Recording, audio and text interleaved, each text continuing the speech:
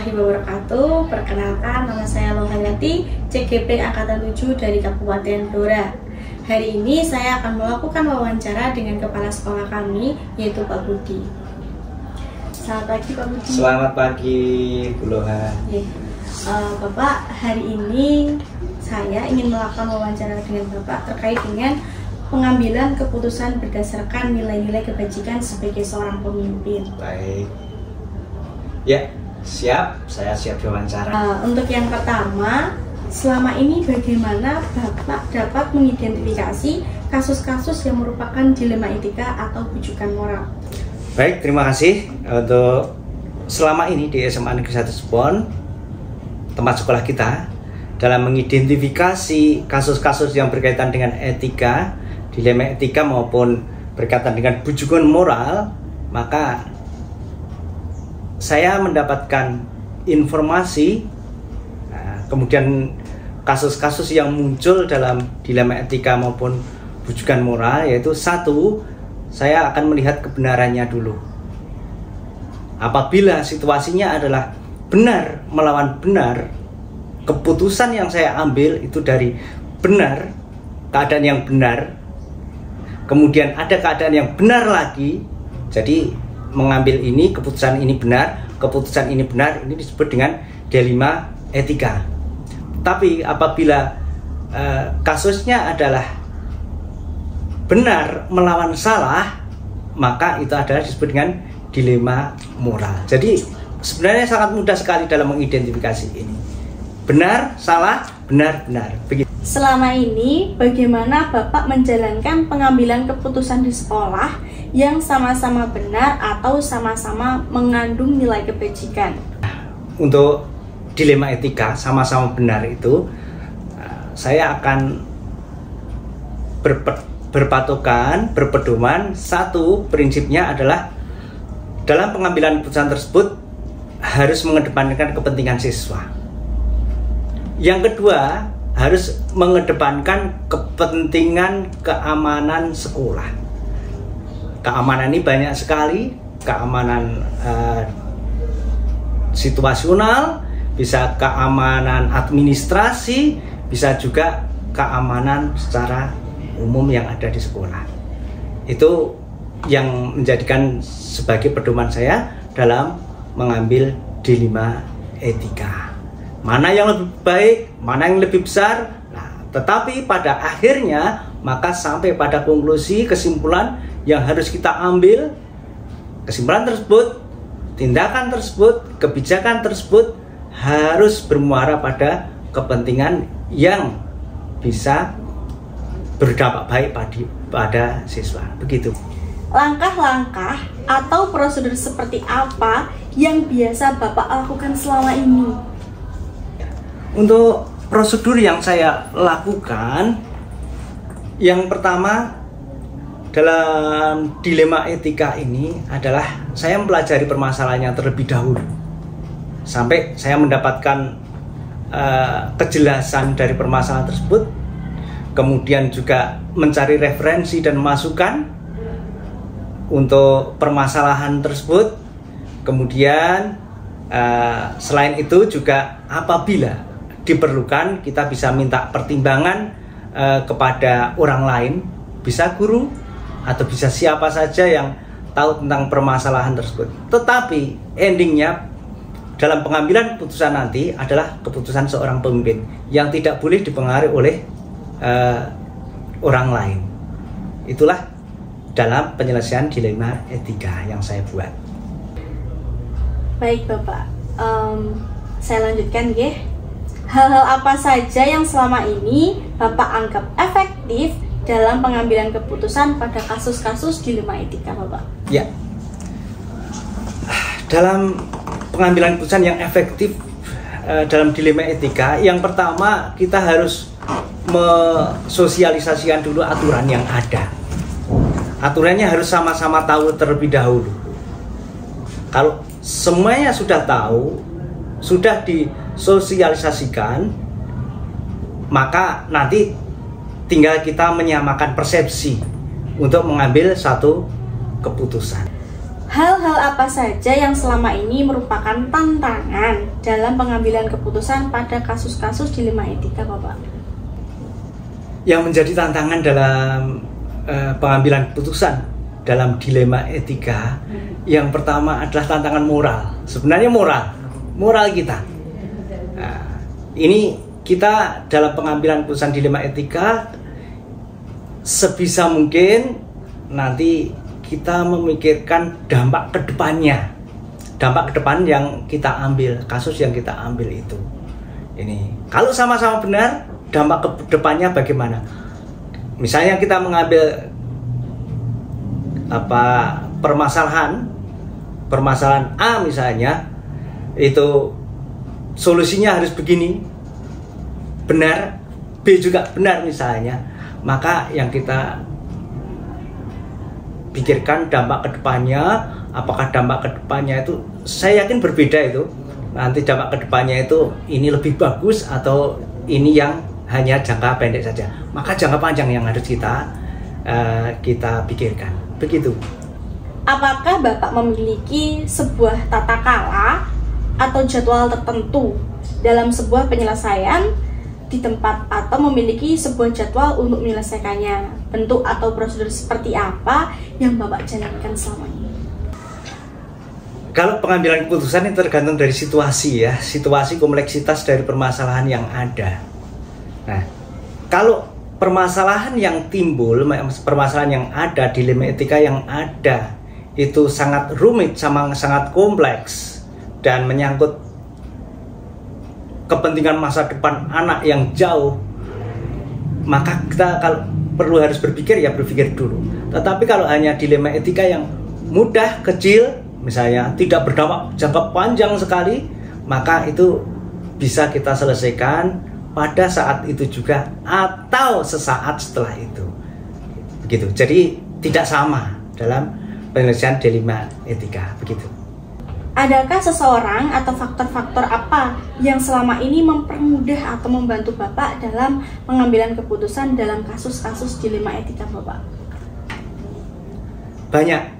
Dalam satu sekolah itu banyak sekali orang-orang, guru-guru, warga sekolah yang membantu dalam penyelesaian dilema etika. Kita bisa mencari informasi, mencari pendapat dari seluruh warga sekolah ataupun dari manapun yang nanti setelah menjadi referensi kita, masuk ke kita, itu kita saring, kelihatannya kok bagus dan sebagainya, kita pakai atau kita kombinasikan atau kita tidak pakai sama sekali, tapi tetap ada yang membantu dalam penyelesaian dilema etika itu. Kita tidak harus berdiri sendiri, tapi dalam pengambilannya keputusan harus berdiri sendiri ya, tapi kalau dalam masukan dan sebagainya yang membantu bisa kita mencari dari Bapak Ibu guru yang lainnya. Baik Bapak, luar biasa. Pertanyaan yang terakhir ini Bapak yang akan saya tanyakan. Dari semua hal yang sudah Bapak sampaikan tadi, pembelajaran apa yang dapat Bapak petik dari pengalaman Bapak tentang mengambil keputusan tentang dilema etika? Pembelajaran yang bisa saya ambil, yang pertama, kita harus wise, harus bijaksana dalam pengambilan keputusan. Tapi kebijaksanaan kita itu juga tidak boleh menabrak aturan-aturan yang ada. Apalagi sampai nanti membuat permasalahan tersebut jangka panjangnya itu berpengaruh pada anak yang tidak baik. Guidance-nya satu adalah kita punya niatan baik, perbuatan yang baik, juga nanti eksekusinya harus baik. Terima kasih Pak Budi atas waktu yang diberikan, pengalaman yang luar biasa sekali bagi saya karena bisa mewawancarai Pak Budi, dan saya juga bisa mengambil tauladan ketika nanti saya menjadi seorang pemimpin. Semoga sukses ya, lancar untuk CGP angkatan 7 ini. Ya, sukses selalu dulu. Terima kasih Bapak. Sama-sama. Demikian wawancara yang telah saya lakukan dengan Bapak Kepala Sekolah kami di SMA Negeri 1 Jepon, yaitu Bapak Budi Santoso, SPD, MPD. Terima kasih. Wassalamualaikum warahmatullahi wabarakatuh. Bangun dan bukalah matamu, saatnya meraih mimpimu. Arahkan pandangan ke depan, Tuhan kan menuntunmu. Sadarilah masa berganti, tantangan kan kita hadapi. Bergandeng tangan untuk negeri, era kita menanti berseri. Assalamualaikum Bu Eni. Waalaikumsalam warahmatullahi wabarakatuh. Ibu, perkenalkan saya Lohayati, calon guru penggerak angkatan 7 dari SMA Negeri 1 Jepon, Ibu. Hari ini saya ingin mewawancarai Bu Eni selaku seorang pemimpin gitu Bu, terkait dengan tugas saya tentang demonstrasi kontekstual, yaitu tentang pengambilan keputusan berdasarkan nilai-nilai kebajikan sebagai seorang pemimpin. Dan ini ada beberapa pertanyaan yang ingin saya sampaikan kepada Bu Eni. Silakan. Yang pertama, selama ini bagaimana Ibu dapat mengidentifikasi kasus-kasus yang merupakan dilema etika atau rujukan moral? Ya, kita lihat dulu permasalahan yang ada, kemudian kita lihat secara real itu, kita sampaikan berdasarkan keadaan, ya, apakah dia masalah yang kita hadapi termasuk dilema etika atau moral atau tidak, ya, itu bisa kita lihat dari real permasalahan. Ibu, saya lanjut ke pertanyaan berikutnya, nggih. Selama ini bagaimana Ibu menjalankan pengambilan keputusan di sekolah, terutama untuk kasus-kasus di mana ada dua kepentingan yang sama-sama benar atau sama-sama mengandung nilai kebajikan? Ya, misalnya yang saya sering kita lakukan pada saat kita pada kenaikan kelasnya, di saat forum Dewan Guru, ada salah satu mungkin siswa kita yang punya kebiasaan yang tidak baik, kemudian beberapa guru menginginkan anak itu tinggal kelas, ya.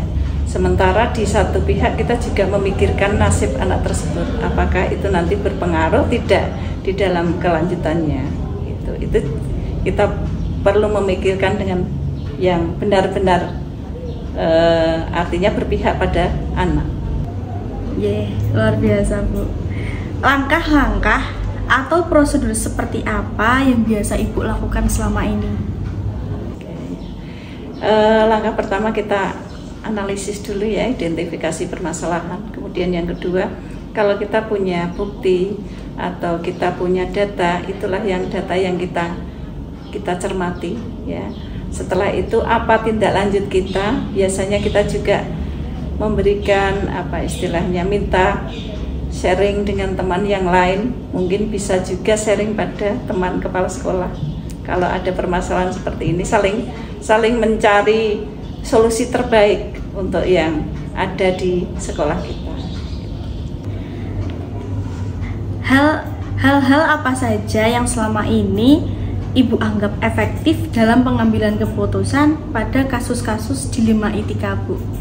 Yang pertama biasanya bisa dikembalikan kepada yang bersangkutan, yang bermasalah.